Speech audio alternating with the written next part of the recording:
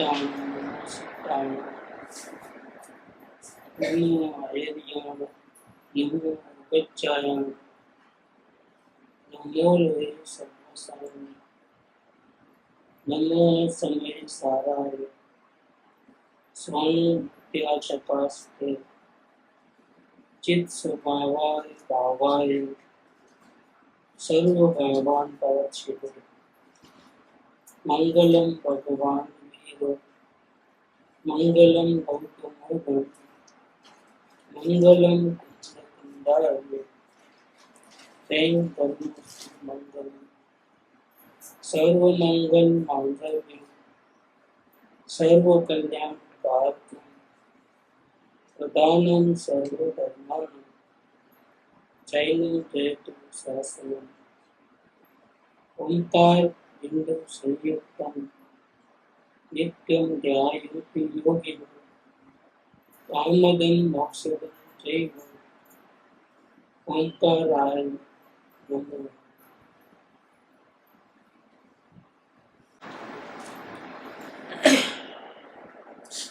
पर्वाधिराज पर्युषण पर्व का आज 9वां दिन। आज का धर्म है उत्तम आकिंचन्य धर्म। उत्तम आकिंचन्य धर्म। अब उत्तम आकिंचन्य धर्म के स्वरूप का वर्णन करते हैं। रत्नाकरण शाकाचार्य के टीकाकार पंडित सदाशिव दास जी कासलीवाल का ये विवरण। अपने ज्ञान दर्शनमय स्वरूप के बिना अन्य किंचित भी मेरा नहीं। आकिंचन्य थोड़ा भी, अंकिंच माने थोड़ा, अन्य माने कुछ दूसरा। अपने ज्ञान दर्शनमय स्वरूप के बिना अन्य किंचित मात्र भी मेरा नहीं। मैं किसी अन्य द्रव्य का नहीं, ऐसा अनुभव करना उसका नाम आकिंचन्य धर्म।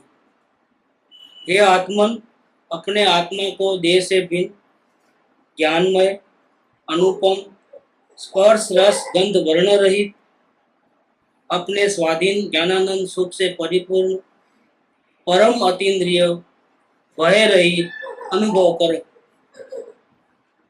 अब तक जो साधना की बात चली तो उसमें सबसे पहले संयम आया, बाहर देखना ही नहीं। जो पूर्व कर्मों के उदय से जो दो कर्मों आदि बाहर में मिलते हैं, संयोग, कुटुंब, परिवार, धन दौलत, परिग्रह आदि जो भी मिलते हैं, बिछड़ते हैं, इसके कारण जो संयोग मिले हैं वो संयोग को देखना ही नहीं, सुनना ही नहीं, चखना ही नहीं, उसका नाम संयोग। और अंदर में आत्म ध्यान करके उनको देखने की इच्छा, सुनने की इच्छा आदि, दूसरों के ऊपर दृष्टि लगाने की इच्छा अंदर से ही खत्म करना।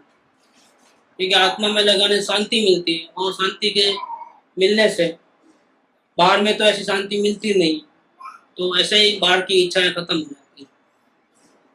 तो उसका नाम है तप, अंदर में ही देख करके इच्छाओं का नाश करना।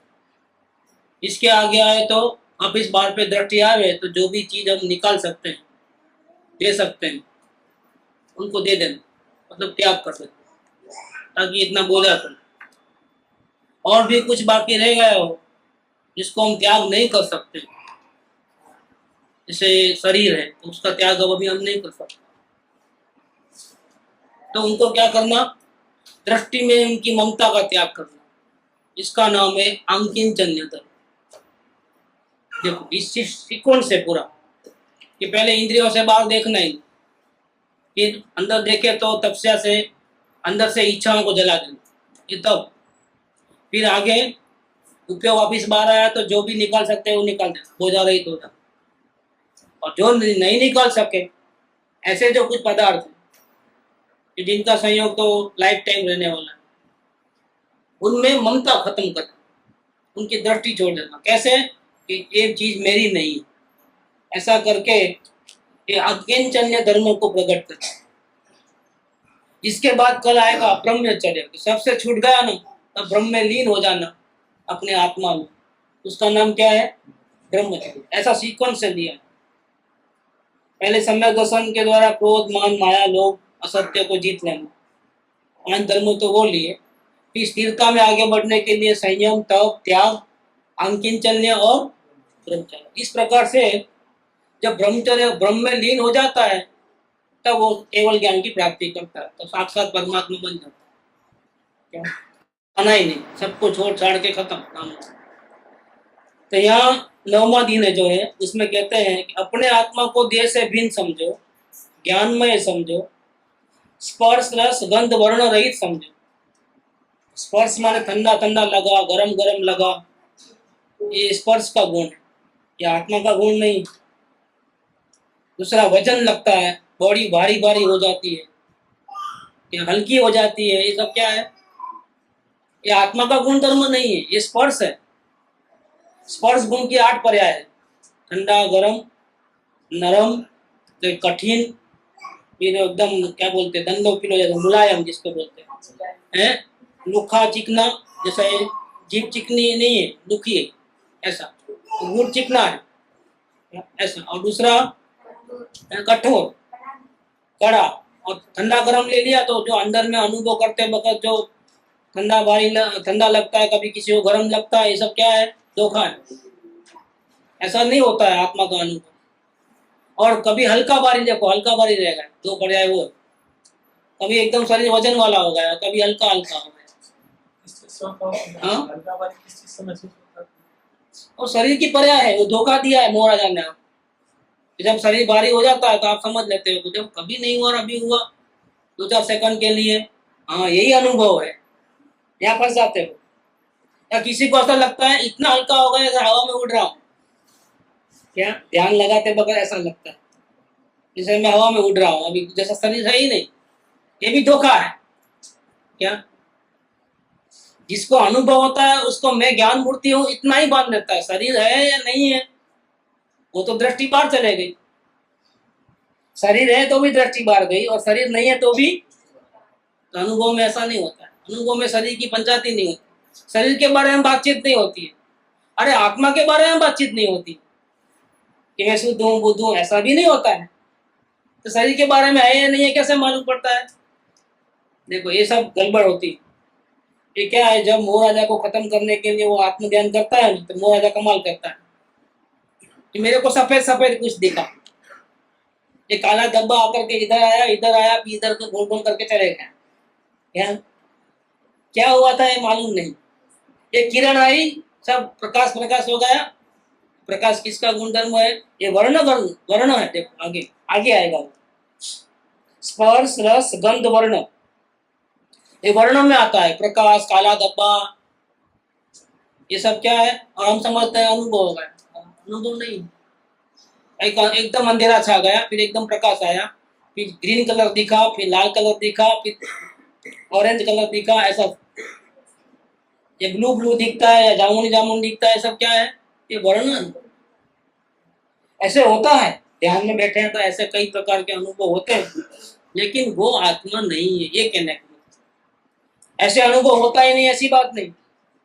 वो तो मोह राजा पूरी कमाल करेगा आपको धोखा देने के लिए, क्योंकि अगर वो नहीं करा तो आप मर जाता, ज्ञान उसको मार डालता और उसको जिंदा रहना है, अनंत काल से आपके साथ है। अभी आप जागरूक हो गए और उसको खत्म कर दोगे तो वो बेचारा वो कहाँ जाए, उसकी तो मौत ही हो जाए। इसीलिए वो सब आपको धोखा देने के लिए पैंतराबाजी करता है। किसी को मधुर मधुर होता है इधर, क्या मधुर मधुर अंदर में गले की यहाँ आके अटक जाता है। ये मधुर मधुर भी क्या है? इस रस है, तीखा मधुर खट्टा, ये सब क्या है? रस है। रस तुम नहीं हो। किसी को एकदम ऐसी सुगंध आ गई, ध्यान में बैठे तो क्या हुआ? ये गंध वर्ण है, गंध। सुगंध दुगंध कुछ नहीं होती आत्मा। लेकिन ये जब धोखा देने वाले चीजें बनती है, इसको अगर अनुभव समझते हो तो ये अनुभव नहीं। तो हे जीव, तू अपने आत्मा को देह से भिन्न समझ, ज्ञानमय समझ, अनुपम स्पर्श रस गंध वर्ण रहित समझ, और अपने स्वाधीन ज्ञानानंद सुख से परिपूर्ण परम अतीन्द्रिय। परम अतीन्द्रिय माना क्या? आंखों से दिखाई न दे, कानों से सुनाई न दे, देखो ऐसा इंद्रियों का काम नहीं है वहां। इंद्रियों के सहाय बिना भी देखे, अंधा लूला बहरा गूंगा सब देख सके क्या? ऐसा जीव हो तुम, परम अतीन्द्रिय जीव। तुम केवल ज्ञान गम्य हो, तुम शब्द गम्य भी नहीं हो, वचनातीत इंद्रियातीत ऐसे तुम चीज हो, परम अतीन्द्रिय हो और भय रहित हो, क्योंकि तेरा तो बाल भी वाका नहीं होता है। अगर कोई तुझे गाली देता है तो तेरे को कहाँ देता है, तुझे मारता है तो तेरे को कहाँ मारता है? तू तो अजर अमर आत्मा हो, तुझे तलवार भी नहीं काट सकती है। ऊपर से एटम बम डालोगे तो भी हीरा तो कुछ बनने वाला नहीं है। शरीर का वियोग होता है, आत्मा और कहीं चले जाती है, तेरे को क्या होता है? इसीलिए तुम भय रहित हो। कैसे हो? भय करने की जरूरत नहीं है कि दांत में दर्द है तो क्या और हाथ में दर्द है तो क्या, कुछ नहीं होता है। जो कुछ होता है संयोग में होता है, तेरे में कुछ होता। यह देह है वो मैं नहीं हूं, क्योंकि देह तो रस रक्त हड्डी मांस चमड़ी जड़ अचेतन। मैं इस देह से अत्यंत भिन्न हूं, क्योंकि देह से छूट नहीं सकता है ना। अगर छोड़ सकता तो उसका त्याग धर्म में ही आ जाता नंबर, लेकिन त्याग धर्म में पैसा छोड़ सकता है। हमारे घर में जो पशु पाल के रखे हैं उनको हम दूसरों को दे सकते हैं। गौधन होता है, गाय भैंस वगैरह घोड़े हाथी घोड़े होते हैं, वो किसी और को दे दो, ऐसा हो सकता है। मकान किसी और को दे दो, लेकिन ये मकान को कैसे छोड़ो? तो त्याग में तो वो सब आएगा, हाथी घोड़ा मकान सब। या नाम बदल डालो, क्या क्या वो संसारी नाम अलग रहता है और साधु बनने का नाम अलग रहता है, नाम बदल डालो, मैं वही नाम ही हूं ही नहीं। ऐसा कर सकते हो, ये सब तो छोड़ सकते हो, त्याग कर सकते हो, लेकिन इनको कैसे त्याग करोगे देह को? तो यहाँ तो अकिंचन धर्म माने क्या? जिसको हम त्याग नहीं कर सकते उनमें से दृष्टि हटा देना, ममता छोड़ देना। ये देह में नहीं, मैं इस देह से अत्यंत भिन्न। ब्राह्मण क्षत्रिय वैश्य शूद्र आदि जाति कुल किसके हैं? देह के हैं, मेरे नहीं। मैं न ब्राह्मण हूं न क्षत्रिय हूं न जैन हूं न अजैन हूं, मैं तो परमात्मा हूं। मैं गोरा भी नहीं हूँ, सांवला भी नहीं हूँ, राजा भी नहीं हूँ, रंग भी नहीं हूँ। ये सब किसके धर्म है? पर्याय। न मैं स्वामी हूँ न मैं सेवक हूँ, न पंडित हूँ न मूर्ख हूँ। ये समस्त रचना किसकी है? कर्मों के उदय की। पूर्व कर्मों के उदय से कोई जीव स्त्री है, कोई पुरुष है, कोई छोटा है कोई बड़ा है, कोई राजा है कोई रंग है, कोई गोरा है कोई काला है, कोई ऊंची जाति वाला है कोई नीची जाति वाला है। अब वो तो आयुष्य पर्यंत रहेगा, क्योंकि अघाती कर्म का है वहां पर प्रॉब्लम। नाम कर्म, गोत्र कर्म, वेदनीय कर्म और एक रहेगा आयुष्य कर्म। देखो ये चार अघाती कर्म तो आयु पर्यंत है, उसको तो कोई छोड़ सकता, अरियन भगवान भी नहीं छोड़ सकता। तो हम तो कौन है? क्या चार अघाती कर्म तो उनके भी होते हैं। सिद्ध परमात्मा को एक भी कर्म नहीं होता है, लेकिन अरियन भगवान को केवल ज्ञान हो जाने के बाद भी ये चार तो रहते हैं। तो क्या करना है? अभी है तो हमारा क्या बिगाड़ देंगे? वो हमारा कब बिगाड़ेंगे? जब हम उनको अपना मानेंगे। भले ही साथ में है, कोई चिंता की बात नहीं है, मैं मेरी दृष्टि मेरा अपनापन मेरे आत्मा में करूं, सहयोग साथ में, मेरे को इससे कोई लेना देना नहीं। देखो इसको साधना करना है, उसको दुकान का त्याग करना है, घर का त्याग करना है। क्यों? साधना ब्रह्म में लीन कैसे होगा कि दुकान में आधा टाइम जाएगा? तो ब्रह्म में लीन होने के लिए भी वो त्याग करना है। और जो त्याग नहीं कर सकता है शरीर आदि, उसमें क्या करना है? उसको अपना नहीं मानना। ये अकिंचन धर्म। मैं तो ज्ञायक हूँ, ये सब मेरे नहीं है, मैं तो जानने वाला हूँ। ये देह का संबंध मेरा स्वरूप नहीं है। मेरा स्वरूप तो अन्य द्रव्य की उपमा रहित अनुपम है। मेरा स्वरूप ही ऐसा है कि इसके जैसा ऐसा कह नहीं सकते। क्या? जैसे फिंगरप्रिंट नहीं मिलते ना किसी के, ऐसे मेरा आत्मा अजोड़ बेजोड़ है, इसकी उपमा इनके जैसा आत्मा ऐसा नहीं कर सकता, अलग ही है, अनुपम। जिसे अंकिंचन्य पना होता है उसे परिग्रह में वाचा नहीं रह जाती। ये लाओ वो लाओ, ये चाहिए वो चाहिए, क्यों? वो तो त्याग धर्म में ही खत्म हो गया। अगर चाहिए तो त्याग क्यों करता? तो खत्म पहले ही हो गया। तो जिसको अकिंचन्य धर्म होता है उसको कोई पदार्थ मिले तो अच्छा, या छूट जावे तो बुरा, ऐसा नहीं होता है। उसको परिक्रम में वांछा नहीं होता। आत्मज्ञान में लीनता होती है। देहादि में तथा बाह्य वेश में अपनापन नहीं रहता है। मैं मुनि हूँ ऐसा भी नहीं रहता है। बोल। चारित्र में भी उसको थोड़ी ये त्याग होता है, त्याग और भोग होते हैं। ये सिर्फ श्रद्धा में वो मानता है कि मैं मुझे त्याग करना है। असल में जो 10 धर्म है वो मुनिराज के हैं, क्योंकि वो चारित्र के धर्म हैं। धर्म माने शांति। और जब एकदम इन कसाय की चौकड़ी होकर के जब मुनिराज को शांति मिलती है और उत्कृष्ट धर्म होता है तो क्या, तो उसमें उनमें ऐसे 10 प्रकार के लक्षण दिखाई देते हैं। क्या? उत्तम क्षमा आदि। मुनिराज जैसी क्षमा हमारी नहीं देती। हमको गाली देंगे तो हम वो 4 सुनेंगे, लेकिन 2 तो हम भी देंगे। क्या? ज्ञानी हो तो भी। लेकिन ये जो 10 लक्षण धर्म है मुनिराजों का, तो मुनिराजों को आचरण से होता है, और सम्यक दृष्टि को वही चीज कैसे होती है? अभिप्राय से। देखो, सम्यक दृष्टि को अभी वो आचरण में लाना बाकी है। अभी तो ये आगे बढ़ करके श्रावक बनेगा, इससे आगे बढ़ करके वो मुनिराज बनेगा, तो उसको तो टाइम बाकी है। तो अभी तो अपना जो ज्ञानी हो गए उनको तो श्रद्धा से ही समझना है सब बात। संतुलन कसा है अकेला है, वो इतना सूक्ष्म है कि उनको भी मालूम नहीं पड़ता है। ऐसे अंतर्जल कहते हैं, निर्विकल्प जैसा, अबुद्धिपूर्वक के विकल्प रहते हैं। हाँ, अबुद्धिपूर्वक तो रहते हैं जब तक पूर्ण वितराग नहीं हो तब तक। भावना पाने के लिए, और ये मुनिराजों की भक्ति होती है इसकी। अपने मंदिर में जो पूजा होती है 10 लक्षण धर्मों की, तो पहले दिन मुनिराजों को स्थापना करते हैं।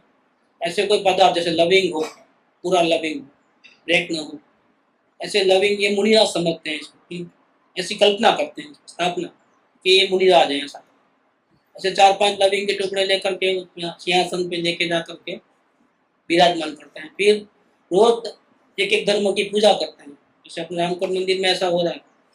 फिर आखिरी दिन जब होगा, जब आखिरी पूजा हो जाएगी, तो मुनिराजों को वापिस अपने अपने स्थान पे भिजा देते हैं। ऐसा ऐसी जगह पे रख के आते हैं कि कोई उनके आसाधना न हो, ऐसी जगह पे रख देते हैं। तो स्थापना करते हैं, क्योंकि सब मूर्ति तो बना नहीं सकते आप लविंग के दाने में ऐसा कुछ करके, जिसको ये मुनिराज है करके ऐसा करके 10 दिन तक उनको ये इसको भाव से करना होता है। ये भी असल में भाव है, द्रव्य से करते हैं लेकिन असल में तो उनमें भाव की स्थापना करते हैं। तो यहाँ मुनिराजों की मुख्यता से बात है, लेकिन अपने को तो ये श्रद्धा से समझना। जिसे अंकिंचन पना होता है उसे परिग्रह में वांछा नहीं रह जाती, आत्मज्ञान में लीनता होती है, देहादि में तथा बाह्य वेश में अपनापन नहीं रह जाता है, तथा अपना स्वरूप जो रत्नत्रय है उसी में प्रवृत्ति होती है। दर्शन ज्ञान चारित्रमय स्वरूप है, अपना वितराग स्वरूप है, उसमें ही लीनता होती है। इंद्रियों के विषयों में दौड़ता हुआ मन रुक जाता है। वो तो कब संयम धारण किया ना, संयम धर्म जो आ गया अपना छठा धर्म, उसमें देह से स्नेह छूट जाता है। सांसारिक देवों का सुख, इंद्र अहम इंद्र चक्रवर्ती का सुख भी मुनिराज को कैसे लगता है? सुखी लगता है कि दुखी लगता है? सबको प्राइम मिनिस्टर बनना है, लेकिन वाजपेयी की हालत देख लेना, वो बोलते बोलते सो जाता है। क्या कितना थक जाता है वो। उसको शॉपिंग करने जाना है तो पैंट बुशर्ट लेने के जा सकता है, किसी को टेलीफोन से बात कर सकता है, पूरा रिकॉर्डेड होता है, टोटल रिकॉर्डेड। उसको कोई मिलने नहीं, उसका दोस्त आ नहीं सकता है। क्यों नहीं आ सकता है? वो प्राइम मिनिस्टर दुखी है। क्या अपने घर वालों से ही बात करना है तो उसको फुर्सत नहीं, ये करना है। वो तो अच्छा है, बैचलर है, तो परेशानी हो जाए। प्राइम मिनिस्टर अगर बने तो बहुत प्रॉब्लम हो जाए। तो अपने को कैसा लगता है? वो दुखी लगता है अपनी नजर में। उसकी नजर में वो कैसा, दूसरे लोग कैसे मानते होंगे? कब मैं प्राइम मिनिस्टर बनूं? क्या वो अडवाणी पीछे लगा है, अभी तक वो आगे थोड़ा आ गया है, डेप्यूटी हो गया है, ये मारेगा धक्का हुसैन सागर में। देखो तैयारी ऐसी चल रही है, उसमें सुख लगता है, लेकिन मुनियाजों को अहम इंद्र का देव बनने का भी सुख कैसा लगता है? दुख लगता है। अरे वहां जाना नहीं है, स्वर्ग में नहीं जाना, कुछ भी हो जाए यहीं खत्म करो, तब कर्मों को यहीं जला दो, वहां वो पद मेरे को नहीं चाहिए, अहम इंद्र का पद मुझे ना चाहिए। देवों में सबसे ऊंचे पद है वो अहम इंद्र के पद है। अहम इंद्र माने क्या? सौधर्म इंद्र तो पहले स्वर्ग में है, अहम इंद्र आखिरी स्वर्ग में, सर्वार्थ सिद्धि। वो अहम इंद्र ऐसे होते हैं कि वो एक भवतारी होते हैं, वे वहां से मनुष्य बनने के बाद नियम से मोक्ष में जाने वाले, आखिरी भाव रहता है बस उनका, वो जो भाव है उनका आखिरी भाव। और अहम इंद्र ऐसे होते हैं कि उनको भगवान का लेक्चर सुनने की भी जरूरत नहीं पड़ती, इतने अपने मस्त रहते हैं, वो आते नहीं है भगवान की वाणी सुनने, नहीं आते। ये 5 अनुतर विमान है वही है। 5 अनुत्तर विमान और ये जो सर्वार्थ सिद्धि के जो देव है वो सब अनुत्तर अहम इंद्र होते हैं। मतलब इसका कोई इंद्र नहीं है, अहम मतलब खुद ही खुद का इंद्र, इसके ऊपर किसी की हुकूमत नहीं चलती, और वो एक जगह बैठ जाते हैं तो 33 सागरों पर उनका उत्कृष्ट आयुष्य वहीं बैठे बैठे ही पूरा कर देते हैं। और क्या बात करते होंगे, अंदर तो रहते नहीं है क्योंकि संयम तो है नहीं, आत्मा की चर्चा करते हैं, इसको बोलते हैं अहम इंद्र। तो इतना छोटा शरीर होता है, शरीर बड़ा नहीं होता है। एक सेशन दोबारा नहीं, हैं? एक सेशन दूसरी बार दोबारा नहीं नहीं नहीं, बस बैठे रहेगा, कोई तकलीफ नहीं है, खाना पीना कुछ नहीं, बैठे रहो। 33 सागरोपम, जो संसार में गतियों में सबसे ऊंचा से ऊंचा आयुष्य है तो ये 33 सागरोपम, बैठे रहो, चर्चा करते रहो आत्मा। यहाँ एक शंका ऐसा बोल। होती है, जैसे कुंभ आचार्य यहाँ इतने अंदर में शांति में थे, तो वही जीव एक 3 समय के बाद वहाँ गए, जीव वही का वही, और स्थान वक्त पे असर करता नहीं, तो फिर वो शांति कैसे खत्म हो गई? जीव तो वही का वही। अपना पुरुषार्थ तो नहीं चला, जब तक अंदर में आगे नहीं बढ़े, केवल ज्ञान नहीं होवे, तब तक निरंतर वेद ज्ञान पुरुषार्थ करते रहना। अपने समय सर में आया है कि वेद ज्ञान कब तक करना, कि जब तक राग से आत्मा भिन्न न हो, न दिखे तब तक। क्या एक तो ये लिया, दूसरा क्या लिया कि वेद ज्ञान करते करते जब तक केवल ज्ञान ना हो तब तक वेद ज्ञान करते रहो। 2 पॉइंट लिया है। तो उन्होंने पहला काम तो कर दिया, कौन सा? राग से भिन्नता वाला, लेकिन थोड़ा लेट पहुंच गए, ट्रेन छूट गई और बाद में पहुंचे। क्या हुआ कि केवल ज्ञान होने से पहले देह छूट गया, तो जो आयुष्य खत्म होने से पहले जो उत्कृष्ट आराधना करनी चाहिए उसमें वो लेट हो गए। लेट हो गए तो क्या हुआ, गाड़ी छूट गई। अब दूसरा भाव करो बाद में, अब दूसरी ट्रेन दूसरे 24 घंटे के बाद मिलती है, और इनको 33 साल के बाद मिलेगी। क्या अभी वो दूसरी ट्रेन जल्दी आती नहीं है कि मनुष्य जन्म वो ट्रेन है क्या, देवगति से डायरेक्ट मोक्ष नहीं जा सकता। वापिस हो, जब तक वापिस घर पे जाओ, मजा करो, आनंद में रहो, वापिस आना, दूसरी ट्रेन पकड़ना, तब मोक्ष जाना। लेट किए तो उनका गलती है ना, जीव प्रमाद करता है।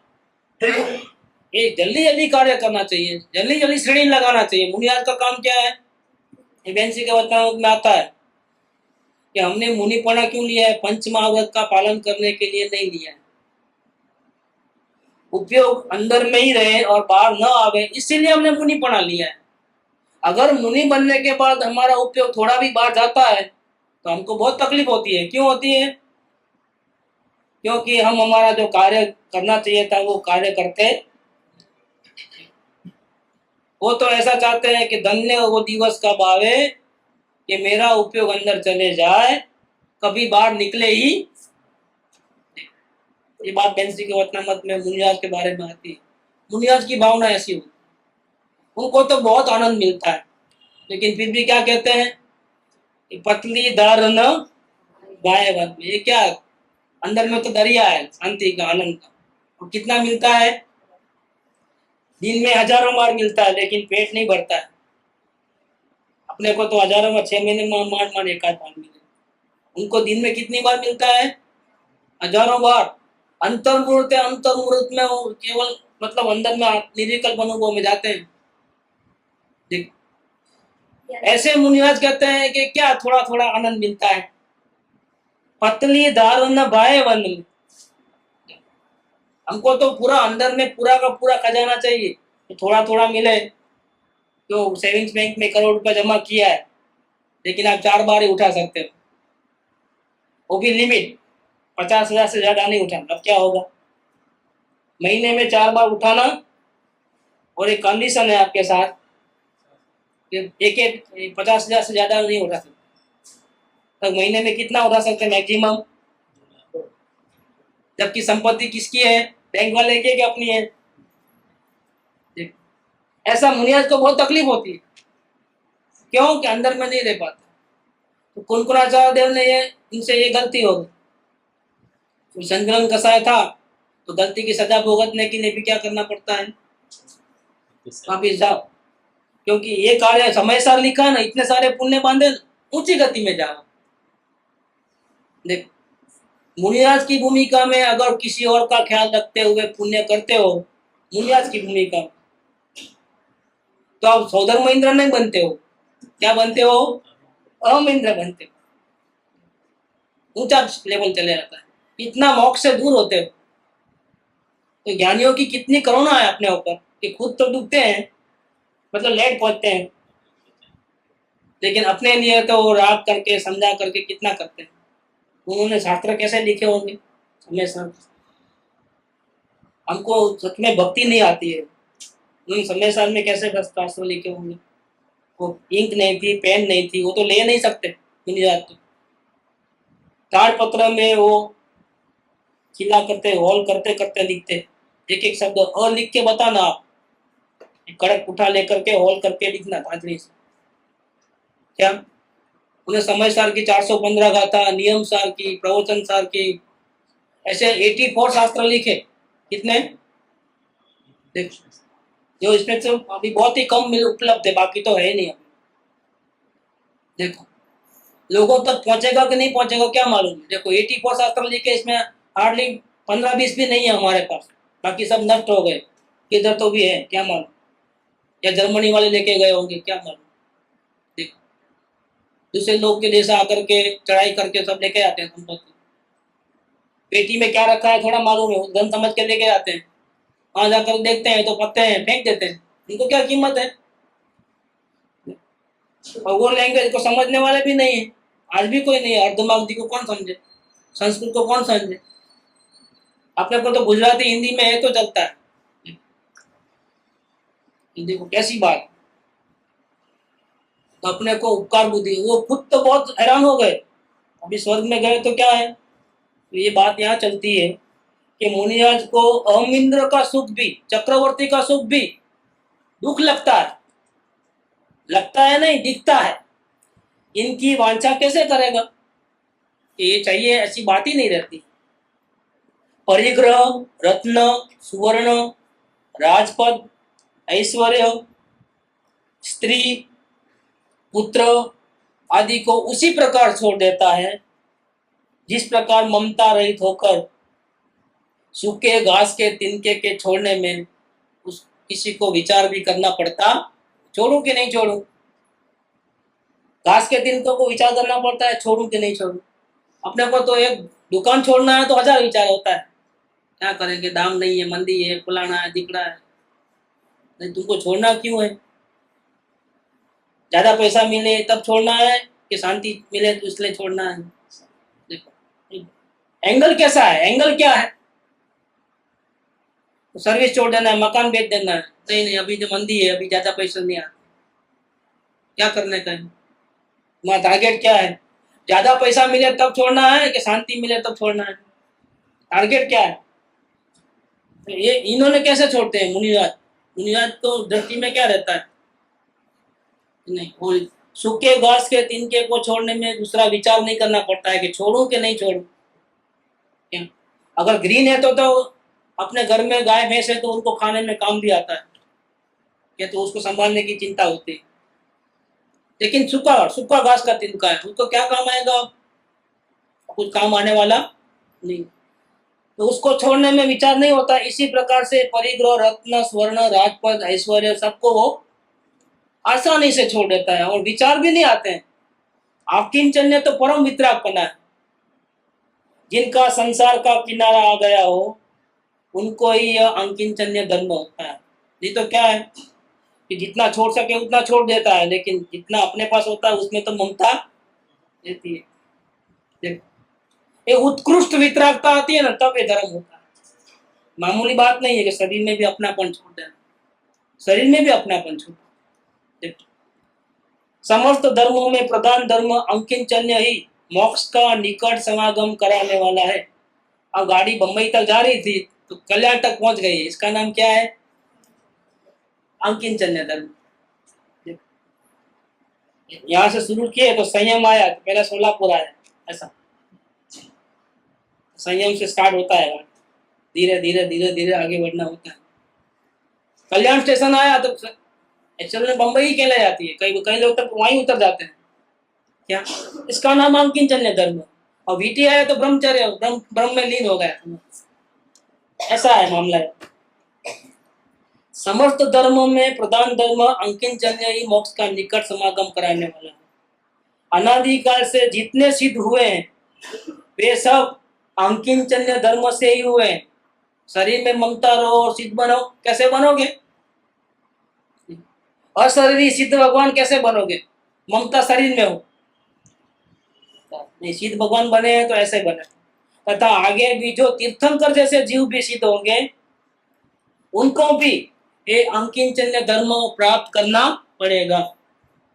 नहीं, तीर्थंकर को कोई बात नहीं, उनको तो छुट्टी कर, क्या उनको तो होता है, तीर्थंकर का जीव है ना, शरीर में मोह है तो कोई बात नहीं, इनको एक्सेप्ट क्या करो, छोड़ दो, उनको एक्सेप्शन कर दो। उनको शरीर को छोड़ भी नहीं आते, ऐसा भी तो कहते हैं। मतलब कह रहे हैं, तो शरीर में कोई इच्छा नहीं आती, सब बाहर नहीं, मुनि पद में आते हैं। मुनि पद में तो हर एक जीव को आते हैं, नहीं तो कर्म कैसे कटेंगे? क्या आपको दुख नहीं लगता है वो अलग बात है, आपने ध्यान में लीन रहते हो, लेकिन मुनि पने में महावीर स्वामी को भी कान में खिले आए, ऋषभदेव भगवान को भी हुए उपसर्ग, सबको होते हैं उपसर्ग। आड़ लीन रहते हो, आड़ नहीं मिलता है, क्या है? उपसर्ग है। ठंडी गर्मी क्या है? बच्चा वगैरह क्या है? उपसर्ग है पूरे। देवकूत, मनुष्य को, तीजन को। रामचंद्र जी को सीता ने, रामचंद्र जी जब ध्यान करे तो सीता ने उपसर्ग किया कि नहीं किया? खुद धर्मात्मा थे, प्रतीन्द्र थे, फिर भी उन्होंने मुनियाद बनने नहीं देना है, केवल ज्ञान लेने का, तो फिर मेरा क्या होगा? रामचंद्र जी को केवल ज्ञान नहीं होना चाहिए, धर्मात्मा ने उन मुनिराज के ऊपर उपसर्ग किया। देखो, मानने में नहीं आवे, लेकिन ऐसे भी हकीकत होती है। दूसरे कोई अज्ञानी जीव उपसर्ग करे ना तो चलो समझ में आता है, ये तो सम्यक दृष्टि थी।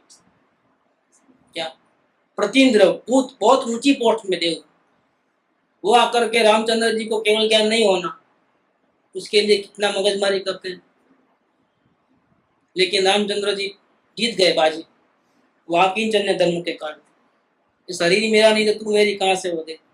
था एक टाइम में जमाना कि तुम मेरे को चाहती थी, मैं तेरे को चाहता था, एक जमाना वो भी था, लेकिन अब तो अंकिंचन्य धर्म प्रकट हो गया।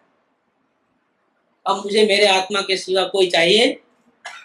तुम वापिस भी आ गए ना, अगर स्वर्ग से सीता बन के ही वापिस आए ना, मुझे तेरे पर नजर ही नहीं करनी। क्या कि मैं वापिस आ गई हूँ, मैं गलती हो गई, मैं छोड़ के गई, ऐसा करके मैं मरी नहीं हूँ, असल में मेरे को तेरे से बहुत प्यार था ना। हाँ, वो जो रामचंद्र जी ने जो गड़बड़ की थी, पाप कर्म किया था, उसके निमित्त के सीता जी बन के आई, और ध्यान में से दिखाने के लिए कितने नाच नखरे करते हैं। क्या वो खुद तो देव है, देवी नहीं थे कुछ, लेकिन सीता का रूप लेकर के उन्होंने बहुत कुछ धमाल किए। हाँ, वन में जाओ, वो ध्यान कर रहे थे रामचंद्र। ये गजपंथा का क्षेत्र जो है, वहां से मोक्ष गए रामचंद्र। अपन जाते हैं यात्रा में, नासिक के बाजू मांगी तुंगी में, मांगी तुंगी जो है, सीता जी वहां से स्वर्ग में गए, हनुमान जी वहां से मोक्ष गए। हनुमान जी, अंगद वगैरह, सब बलदेव को नहीं? 10 लेकिन बलदेव पूरे यहाँ से पूरे गए। बलदेव 8 में से 7 गए हैं। नहीं 9 में से 8 एक बाकी है। हाँ, 9 में से 8 जो गए, उसमें 8 में से 7 वहां से गए, गजबंदा से। शायद रामचंद्र जी होंगे फिर मांगी तुंगी में। मांगी तुमने रामचंद्र जी थे हाँ तो ठीक है, बाकी के जो 8 में से 7 है वो वहां से गए, पंथा से। गजपंथा से, और 8वां जो रामचंद्र जी वो मांगी तुंगी से। ठीक बात है, ऐसा ही मेरा गुनीश हो गया। बलदेव के 9 थे। हाँ, 9 में से 8 गए मोक्ष में। तो वहां पर जब वो साधना करे तो सीता जी ने उनको आकर के इतना उत्सर्ग किया। मतलब ऐसे भी उत्सर्ग होते हैं, मनुष्यकृत, देवकृत और तीर्थंकर। तो तीर्थंकर भी जब मुनि अवस्था में होते हैं तो उत्सर्ग होते हैं। जैसे पार्वतीनाथ भगवान के ऊपर पत्थर वगैरह डाले किसने? देव ने, व्यंतर देव था। अमर जो था वो कौन था? राक्षस, व्यंतर देव, ऐसा था। आगे कहते हैं कि ये अंकिंचन धर्म तो तीर्थंकर आदि होंगे ना, जो आगे भविष्य में सिद्ध होने वाले होंगे ना, उनको भी अंगीकार करना पड़ेगा। इसके बिना तो बंबई पहुंच सकते, मतलब मोक्ष आने वाला नहीं। यद्यपि अंकिंचन्य धर्म प्रधान रूप से साधुओं को ही होता है, तथापि एक देश धर्म का धारक गृहस्थ को भी अंकिंचन्य धर्म को ग्रहण करने की इच्छा रखता है। गृहस्थ भी शरीर में ममता छोड़ देता है। बीमारी होती है तो इतना आकुल व्याकुल नहीं होता। इसका मतलब क्या है? क्या होगा ऐसा विचार नहीं आते। उसका क्या है मतलब? अंश में उसको अंकिंचन्य धर्म प्रकट हुआ है। देह में इतनी ममता नहीं। दूसरों को, घर वालों को, अड़ोस पड़ोस को बहुत हो गए, क्या होगा इनको मन में भी विचार नहीं आता है कि मेरा क्या होगा। ये क्या हो गया? अंकिंचन्य धर्म। अपने जिसको नहीं छोड़ सकते ऐसे पदार्थ में भी ममता का त्याग, क्या उसका नाम अंकिंचन्य धर्म। जो ग्रहाचार में भी मंदरागी होकर के अति विरक्त होता है, उदासीन रहता है, प्रमाणिक परिग्रह रखता है, जो अपने को जरूरत है उतना ही लेता है, ज्यादा नहीं लेता है, जितना जरूरत की चीज है। भी समझो 1-2 जोड़ी कपड़े हो, ऐसा एक का चप्पल हो, इतना जरूरत है। 2 चप्पल 4 चप्पल, पार्टी में पहनने के लिए बूट और कोट शर्ट टाई वगैरह, इतना सब मगजमारी नहीं होता। ये तो ज्यादा परिग्रह होगा। तो क्या कहता है? प्रामाणिक परिग्रह रखता है, आगामी वांछा रहित है, भविष्य में और भी मिले ऐसी वांछा नहीं। अन्याय का धन परिग्रह कभी भी नहीं ग्रहण करता है। अल्प परिग्रह में भी अति संतोषी होकर के रहता है। बहुत है, इतना बहुत है, लोगों को इतना भी नहीं मिलता है। थोड़ा है तो बहुत हो गया, क्या करना है अपने। परिग्रह को दुख देने वाला तथा अत्यंत अस्थिर मानता है। एक तो रहे तब भी दुख देता है, और कब चले जाएगा कुछ पता नहीं। क्या उसके ही अंकिंचन्य भावना होती है। इस प्रकार यहाँ अकिंचन्य धर्म का वर्णन किया। ज्यादा विस्तार तो नहीं किया, थोड़े में बता दिया। अब आगे 12वीं गाथा।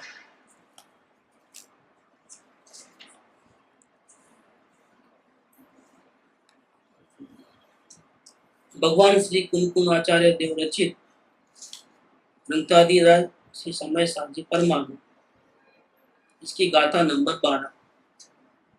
शुद्धो शुद्धा देशो अनादव परम भाव धरिसी, व्यवहार देसीदा पूर्ण जेदु अपर में इत्था भावे।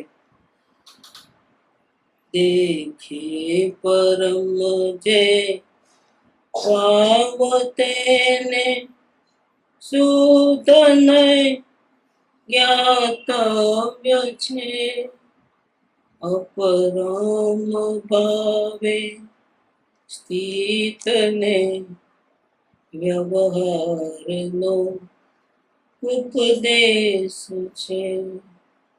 अपरम भावे स्थित ने व्यवहार नो उपदेश छे। 11वीं गाथा में आचार्य देव ने कहा था कि व्यवहार सर्वथा छोड़ने योग्य, अभूतार्थ है, असत्यार्थ। एक शुद्ध ने त्रिकाणी ध्रुव परमात्मा वही भूतार्थ, उसका ही आधार ले क्या।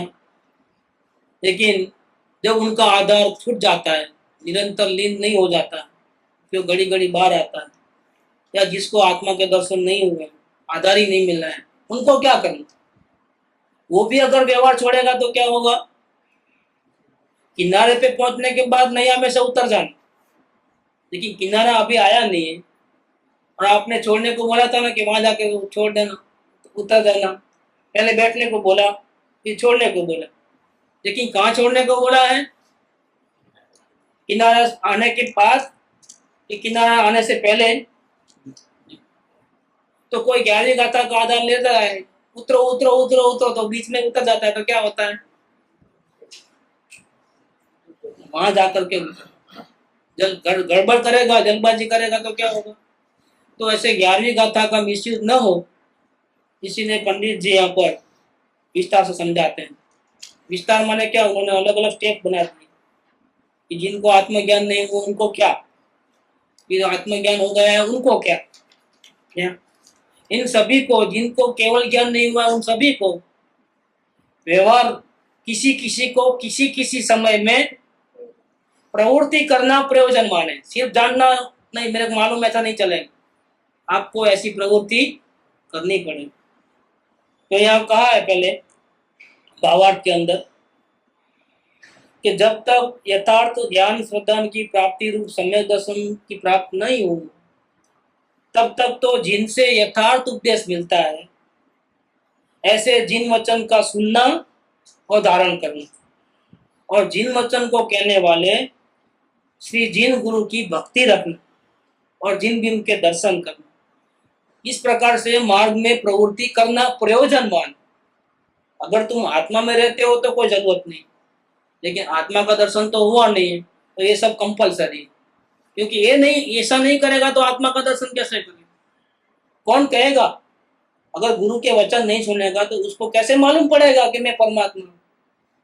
उसको कैसे मत पता चलेगा कि परमात्मा को देखने की कला कैसी होती है? इसीलिए उसके लिए वो कंपलसरी है। और जिनको श्रद्धा ज्ञान तो हो गया है, मतलब आत्मज्ञान तो हो गया है, लेकिन साक्षात प्राप्ति नहीं हुई है, मतलब केवल ज्ञान प्रकट नहीं हुआ, उनको अज्ञानी की तरह सब कार्य करना। क्या करना? जिनसे यथार्थ उपदेश मिलता है ऐसे जिन वचन का सुनना, उनको धारण करना, कहने वाले के ऊपर परम भक्ति रखना और जिन भी उनके दर्शन करना। उतना तो करना ही है, प्लस और क्या करना है? पर द्रव्य का आलम्बन छोड़ने के लिए श्रावक की भूमिका में अनुव्रत धारण करना और मुनिराज की भूमिका में इससे आगे जाकर के महाव्रत धारण करना और समिति धारण करना, 3 गुप्ती, 5 समिति, इसके अलावा पंच परमेष्टि के ध्यान रूप प्रवर्तन करना। इस प्रकार से प्रवृत्ति करने वालों की संगति भी करना, अकेले नहीं रहना। ज्ञानी अकेले रहेगा तो वापस प्रॉब्लम आ जाएगा। ज्ञानियों को किसकी टोली होना? साधर्मियों की, सत्संगियों की टोली होना। क्या? अकेले नहीं रहना। उन जो ऐसी प्रवृत्ति करते हैं उनके संग में रहना। और इसके अलावा अभी काम पूरा नहीं हुआ है, क्योंकि साथ तो कितना मिलेगा दूसरे का? घंटा, 2 घंटा, 4 घंटा। फिर बाद में क्या करेगा? बाद में दुकान जाएगा। अब फिर परद्रव्य का आलम्बन नहीं लेना है। परद्रव्य का आलम्बन छोड़ने के लिए क्या करना है? विशेष जानकारी के लिए कि श्रावक दशा कैसी होती है, मुनि दशा कैसी होती है, श्रेणी लगाने वाले मुनिराज की कैसी साधना होती है, और इसके अलावा हरिहर भगवान का स्वरूप क्या है, शिव भगवान का स्वरूप क्या है, भूतकाल में किन किन महापुरुषों ने कैसे कैसे उपसर्ग को पार करके अपनी आत्म साधना को चलाई थी, निभाई थी। ये सब ऐसी जानकारी करने के लिए शास्त्रों का अभ्यास करना। हम अपने दुखों को देखते हैं, लेडीज लोगों को खास तौर पे ये प्रॉब्लम हो गया, वो प्रॉब्लम हो गया, घर में इतना प्रॉब्लम है, तो उनको सती अंजना का दृष्टांत ले लेना, सीता सती का दृष्टांत लेना। अभी तो आप ये सिटी में ही रहते हो, जंगल में नहीं हो। वो तो कैसे थे? जंगल में चले गए। सती अंजना का तो क्या हाल हुआ? ये ससुराल वालों ने भी छोड़ा और पियर वालों ने भी। कैसी दशा में? जब हनुमान जी गर्भ में थे तब। देखो ऐसी बात, जंगल में बिल्कुल महलों में रहने वाली राजकुमारी, क्या उनके क्या दीदार होंगे, क्या तातमाट होंगे, बिना एसी के रहते नहीं होंगे महल में। देखो वहां बिना पथारी जंगल में भटकना, भूखे प्यासे, क्या हाल हुए होंगे, वो भी ऐसी दशा में जहाँ सिंह बाघ की तरह गर्जना होवे, कब क्या होगा पता नहीं। ससुराल वालों ने छोड़ दिया, वो भी अपमानित करते छोड़ा, कैसे कलंक लगाया, निर्दोष थे। कैसा अपन निर्दोष होते हैं ना, और कोई गाली देता है तो उसको जब तक ठीक सीधा नहीं करते तब तक शांति नहीं मिलती अपनी। क्या ये तो बिल्कुल निर्दोष, उन्होंने पाप नहीं किया था, बिल्कुल निर्दोष, उसके ऊपर ऐसा आलम्बन आ गया, झूठा आरोप आया। कैसा झूठा आरोप आया, और फिर वो कोई नहीं बाप के पास जाती है, कथा सुनाती है, उसने भी कुछ सोचा नहीं, सहारा दिया नहीं, क्या हुआ, गेट आउट, उन ससुराल में मेरा नाम बड़ा खराब करके आई, उल्टा हो ऐसा हो वैसा हो करके उसने भी धक्के मार के निकाल दिया। ऐसे ऐसे महात्माओं ने सम्यक दर्शन को नहीं छोड़ा है, आराधना को नहीं छोड़ा है, ऐसी हालत में भी उनको थोड़ा तकलीफ आवे, साधना बराबर नहीं चलती, अवलोकन बराबर नहीं होता है, वेद ज्ञान बराबर नहीं होता, क्या साधना करोगे। असल में आपको अपने आत्मा से सच्चा प्यार ही, अगर आत्मा सच्चा प्यार होता तो ऐसा छोटे छोटे मुश्किलों में हार नहीं जाते क्या? नहीं, लेकिन मैं बिल्कुल निर्दोष हूँ, फिर भी मेरे निर्दोष को भी, धर्मात्माओं को भी आया है, अपने किए हुए कर्म तो उनको भी भोगने पड़े हैं भैया। तुम भी हंसो चाहे रो, तुझे भी भोगना तो पड़ेगा ही पड़ेगा, समता भाव से भोग। अपनी आराधना को मत छोड़ो, आत्म ध्यान करते करते, अवलोकन और वेद ज्ञान का सहारा लेते लेते हिम्मत से अपनी साधना में आगे बढ़ो। तूने ही कांटे बोए हैं, अब चुभते हैं तो तुम ही रोते हो और दोस्त औरों को देते हो, अब ऐसा मत करो। अभी तो अपना ख्याल रखो, जो हो गया सो हो गया, जो भी आएगा प्रतिकूलता आने दो, हम शांति से समता भाव से उसको, आत्मा की आराधना को छोड़े बिना हम आगे बढ़ते बढ़ते उसको भोग लें, जैसे भी निर्णय आएंगे हम निकाल लें, ऐसा रहना चाहिए। ये कायरों का मार्ग नहीं है क्या, वचनामृत वितरागना, परम शांत रस मूल, औषध जय भव रोग न। पण कायर ने,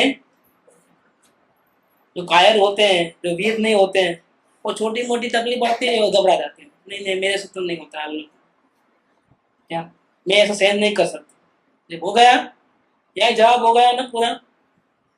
लोग प्रेम में पतंगा देखो कितना प्रेम करता है दिए से, क्या लोग प्रेम में जान दे देते हैं, और तुमको आत्मा में प्रेम नहीं है तो तुम थोड़ी थोड़ी बातों में तो फिसल जाते हैं। तुम्हारा को तुम्हारा जान, तुम्हारी सुविधाएं ज्यादा पसंद है, तुमको आत्मा का प्रेम नहीं है, ऐसा हो जाता है। ये सब टेस्टिंग है कि अनुकूलता में तो सब कोई साधना कर सकते हैं, लेकिन अगर हमारा वक्त आएगा और प्रतिकूलता आएगी तो क्या हम ठीक पाएंगे, वो चेक करना पड़ता है। प्रतिकूलता है तो क्या करना, तब भी आराधना को नहीं छोड़ना। क्यों, इस जगत में संसार के चक्कर से छुड़ाने वाला एकमात्र सहारा कौन है, अपना आत्मा।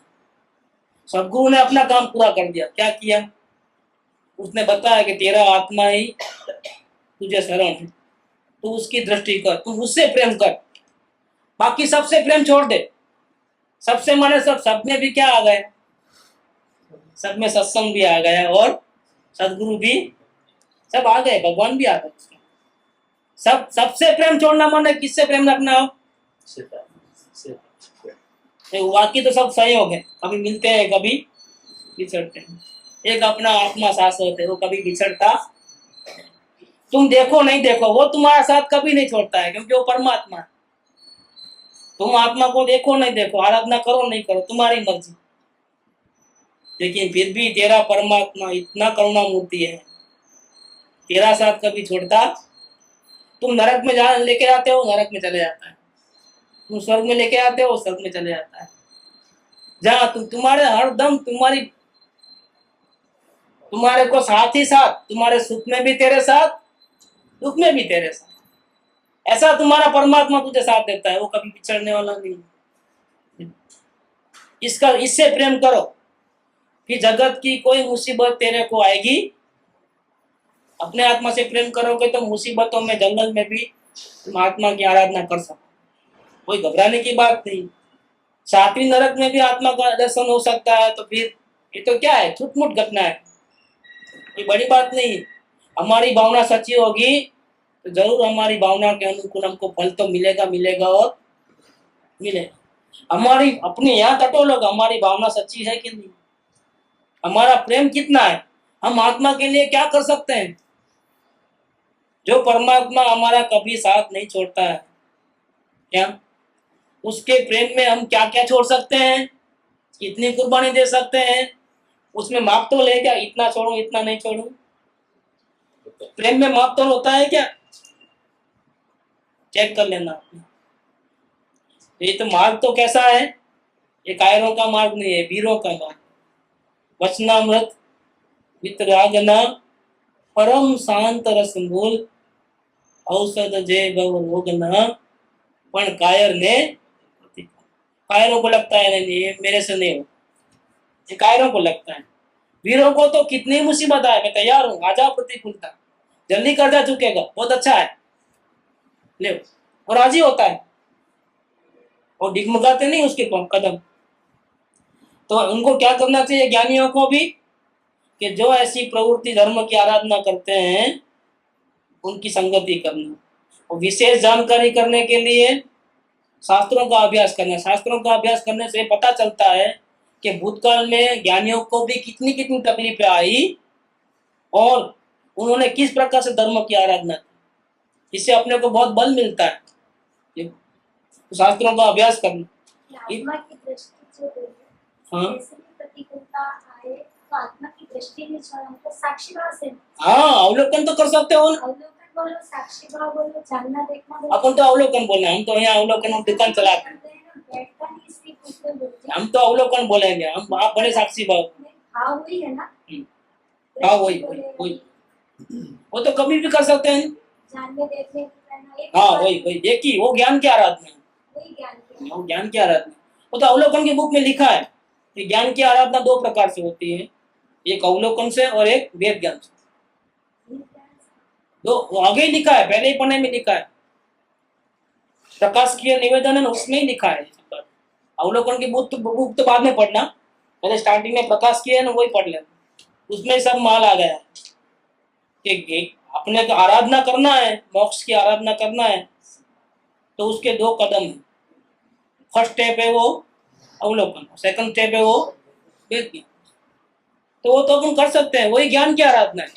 शास्त्र पढ़ना बुद्धि के मन की आराधना है, क्या याद रखना, ये सब क्या है, मन और बुद्धि का खेल है। और अवलोकन में मन और बुद्धि का खेल नहीं है, उसमें किसका खेल है, कोई अपने अंदर से जानने देखने, मतलब कुछ भी नहीं होगा, अपने आत्मा का बाल भी बांका नहीं होगा। तो ऐसे शास्त्रों का अभ्यास करना इत्यादि इत्यादि करके बहुत कुछ बातें हैं, हम ज्यादा नहीं बोलते हैं। ऐसा करके पंडित जी ने शॉर्ट कर दिया। व्यवहार मार्ग में खुद भी प्रवृत्ति करना और दूसरों को भी ऐसी प्रवृत्ति करने के लिए प्रोत्साहित करना। ऐसा व्यवहार का उद्देश्य जाना हुआ प्रयोजन माने ऐसा नहीं, वो तो किसको, इनको केवल ज्ञान हो गया है, एक किसको, इनको क्या है, ऐसा व्यवहार का उद्देश्य अंगीकार करना माने प्रवृत्ति में लाना, यही प्रयोजन मान है। चाहे अज्ञानी हो, मुमुक्षु हो, चाहे ज्ञानी, जब तक केवल ज्ञान नहीं हो तब तक नाव में से नीचे नहीं उतरना। क्या, अभी तो हमको आत्मज्ञान हो गया है, नीचे नहीं उतरना, अभी आगे है किनारा, नहीं अभी तो हम श्रावक हो गए हैं, थोड़ा और आगे बढ़ गए, नीचे नहीं उतरना, नहीं अभी हम मुनि हो गए हैं, मुनि हो गए तो भी क्या हो गया, नीचे नहीं उतरना। नीचे उतर गए ना कुंकुमाचार्य देव, मतलब आयुष्य के पहले अपना कार्य नहीं किया, गाड़ी छूट गई तो क्या हुआ, वापिस स्वर्ग में चले गए। नीचे नहीं उतरना, जब तक नहीं पहुंचे तब तक आराधना चालू रखना, ये बात है। तो ऐसे जीवों को व्यवहारने का उपदेश अंगीकार करना माने प्रवृत्ति में लाना, ये प्रयोजनवान है। व्यवहारने को कथनचित असत्यार्थ कहने में आया। जो 11वीं गाथा में जो बात आई थी कि व्यवहार में असत्यार्थ है और शुद्ध ने सत्यार्थ, व्यवहार में अभूतार्थ है, एक शुद्ध ने ही भूतार्थ है। इसलिए व्यवहार ने का आश्रय छोड़ देना और एक अपने परमात्मा का आश्रय लेना, वो एकांतिक नहीं ग्रहण करना। क्यों? कथनचित ऐसा कहने में आया है, दूसरी अपेक्षा से तो फिर वो कर सब करना, वो तो आत्मा के अनुभव कराने की दृष्टि से ही असत्यार्थ है। लेकिन अनुभव नहीं होता, अंदर में स्थिरता नहीं होती है, तो फिर व्यवहार में सत्यार्थ है। देखो, एकांत ग्रहण नहीं करना। व्यवहार ने को कथनचित असत्यार्थ कहने में आया है, लेकिन अगर कोई उसको सर्व रूप से एकांत से असत्यार्थ जान करके छोड़ देगा तो शुभोपयोग रूप व्यवहार छोड़ देगा और शुद्धोपयोग की साक्षात प्राप्ति तो हुई नहीं है, तो क्या हो जाएगा? उल्टा अशुभ में आ जाएगा। क्योंकि कहाँ था, है कहाँ वो? ये दुकान में बैठा है। क्या दुकान में बैठा है और आत्मा को देखो, ऐसा ज्ञानी ने कहा 11वीं गाथा में, बाकी भक्ति सत्संग बसंग करने की जरूरत नहीं, ऐसा कह दिया। वो बैठा था दुकान में, वो आत्मा को देखने की कोशिश करता है, लेकिन दुकान में बैठे बैठे मोह माया रखते हुए होता नहीं। और शुभ्राग करने को तो मना किया है 11वीं गाथा में। अब क्या होगा? न आत्मा मिला, न प्रवृत्ति हुई, और दुकान में ही मर जाएगा और जाएगा नरक में। ये बात कहते हैं कि शुद्धोपयोग की प्राप्ति हुई नहीं है और शुभोपयोग छोड़ देगा, क्या होगा? उल्टा अशुभ उपयोग में आ जाएगा, भ्रष्ट हो जाएगा, स्वच्छंद हो जाएगा और नरक आदि गति में। सच में दिखाया नरक में, मेरे को मालूम पड़ेगा पहले से। जैसा गमे तेम स्वेच्छारूप प्रवृत्ति करे तो नरक आदि गति में तथा परंपरा निगोद में प्राप्त होकर के अनंत काल तक संसार में भटकेगा। व्यवहार ने ऐसा नहीं छोड़ना, बहुत ध्यान रखना है। माटे शुद्ध नो विषय जे साक्षात शुद्ध आत्मा तेनी प्राप्ति ज्यां सुधी न थाय, केवल ज्ञान न हो तब तक व्यवहार भी प्रयोजनवान है। ज्ञानी हो गए तो भी डायरी लिखना, अब हो गए ज्ञानी, अब जरूरत नहीं, ऐसा मत करो। ऐसा स्यादवाद मत में भी श्री गुरु का उपदेश है। ये मत कौन सा है? स्यादवाद है। कोई भी कथन को सर्वथा 100% नहीं मान। जैसे एक स्त्री को माँ का तो 100% नहीं, क्योंकि वो स्त्री किसी की पत्नी भी अपने बेटों के संतान की अपेक्षा से उसको माँ का है 100%, लेकिन वो माँ नहीं है, बहन भी है, लड़की भी है किसी, ऐसा लेना है। तो ये स्यादवाद मत है। तो स्यादवाद मत में 11वीं गाथा में कहते हैं कि व्यवहार नहीं अंगीकार करना, और वापिस 12वीं गाथा में क्या बोले? नहीं व्यवहार तो अंगीकार। कि पहले ऐसा क्यों बोले थे? तो ये कौन सा मत है? ये जिनेंद्र भगवान की स्यादवाद वाणी। दोनों कथन एक साथ एक ही टाइम में नहीं कह सकते, इसीलिए पहले एक बात करी कि दूसरी बात दूसरी अपेक्षा से दूसरी बात कही। माँ भी है पत्नी भी, ऐसा कैसे बोल सकते हो एक साथ में? क्या नहीं बोल सकते। अगर बेटा उसे पत्नी समझेगा तो क्या हो जाएगा? अनर्थ हो जाएगा। ऐसे जो कथन है उसकी उतनी मर्यादा रहती है। क्या बेटा कभी भी माँ को पत्नी के रूप में नहीं देख सकता है, जबकि वो है पत्नी, वो माँ भी है पत्नी भी है। इस प्रकार से जिन वचन में तो जो कथन है उसकी इतनी मर्यादा समझ करके जिस प्रकार से अपने आत्मा को सुख शांति मिले, इस प्रकार से वचन को ग्रहण करना, एकांत ग्रहण कभी भी करना। इस प्रकार से स्यादवाद मत में श्री गुरु का उपदेश है। यहाँ पर ये 12वीं गाथा का जो भावार्थ है, जो पंडित जयचंद जी ने 300-400 साल पहले लिखा था गुंदारी हिंदी भाषा में, उसका एक गुजराती अनुवाद पढ़ा, यहाँ ये पूर्ण होता है।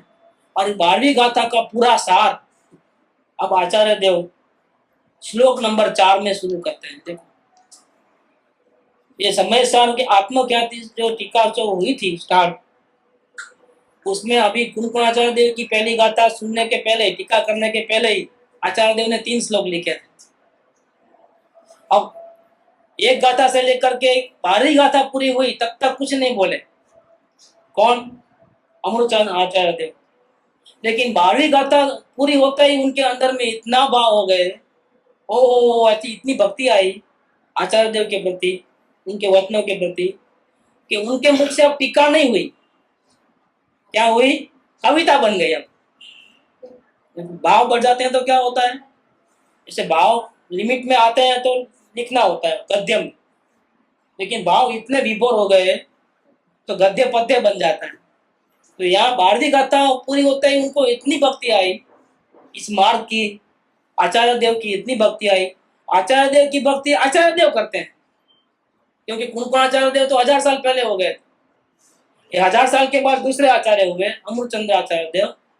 उन्होंने भूतकाल में हुए अपने बराबर के जो दूसरे आचार्य थे उनकी भक्ति में इतने लीन हो गए और इतना हो गया कि 4 नंबर का श्लोक यहाँ लिखा है 12वीं गाथा पूरी होने के बाद। 4, 5 और 6 ये 3 श्लोक है, 7 भी है जो 4, 5, 6, 7 चारों श्लोक इतनी महिमा में लिखे हैं। कल से वो लेंगे।